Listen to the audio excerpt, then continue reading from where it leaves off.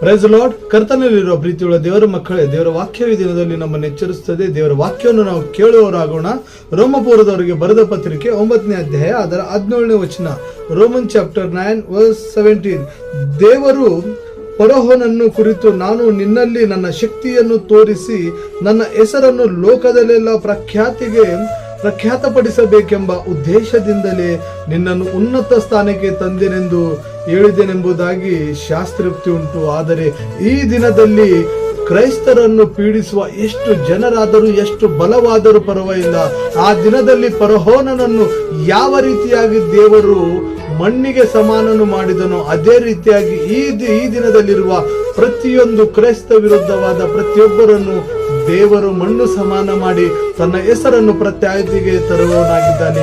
ಆ ರೀತಿಯಾಗಿ ದೇವರು ಮಾಡುವವನಾಗಿದ್ದಾನೆ. ಅದಕ್ಕಾಗಿ ನಾವು ಪ್ರಾರ್ಥನೆಯಲ್ಲಿದ್ದು ದೇವರನ್ನು ಆಶೀರ್ವಾದವನ್ನು ಕೇಳುತ್ತಾ ಇರೋಣ. ದೇವರ ಈ ವಾಕ್ಯವನ್ನು ಆಶೀರ್ವದಿಸಲಿ.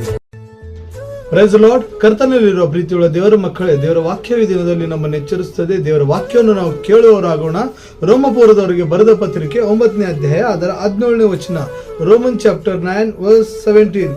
ದೇವರು ಫರೋಹನನ್ನು ಕುರಿತು, ನಾನು ನಿನ್ನಲ್ಲಿ ನನ್ನ ಶಕ್ತಿಯನ್ನು ತೋರಿಸಿ ನನ್ನ ಹೆಸರನ್ನು ಲೋಕದಲ್ಲೆಲ್ಲ ಪ್ರಖ್ಯಾತಪಡಿಸಬೇಕೆಂಬ ಉದ್ದೇಶದಿಂದಲೇ ನಿನ್ನನ್ನು ಉನ್ನತ ಸ್ಥಾನಕ್ಕೆ ತಂದೆನೆಂದು ಹೇಳಿದೆನೆಂಬುದಾಗಿ ಶಾಸ್ತ್ರೋಕ್ತಿ ಉಂಟು. ಆದರೆ ಈ ದಿನದಲ್ಲಿ ಕ್ರೈಸ್ತರನ್ನು ಪೀಡಿಸುವ ಎಷ್ಟು ಜನರಾದರೂ, ಎಷ್ಟು ಬಲವಾದರೂ ಪರವಾಗಿಲ್ಲ, ಆ ದಿನದಲ್ಲಿ ಫರೋಹನನ್ನು ಯಾವ ರೀತಿಯಾಗಿ ದೇವರು ಮಣ್ಣಿಗೆ ಸಮಾನನು ಮಾಡಿದನೋ ಅದೇ ರೀತಿಯಾಗಿ ಈ ದಿನದಲ್ಲಿರುವ ಪ್ರತಿಯೊಂದು ಕ್ರೈಸ್ತ ವಿರುದ್ಧವಾದ ಪ್ರತಿಯೊಬ್ಬರನ್ನು ದೇವರು ಮಣ್ಣು ಸಮಾನ ಮಾಡಿ ತನ್ನ ಹೆಸರನ್ನು ಪ್ರತ್ಯೇಕತೆಗೆ ತರುವವನಾಗಿದ್ದಾನೆ.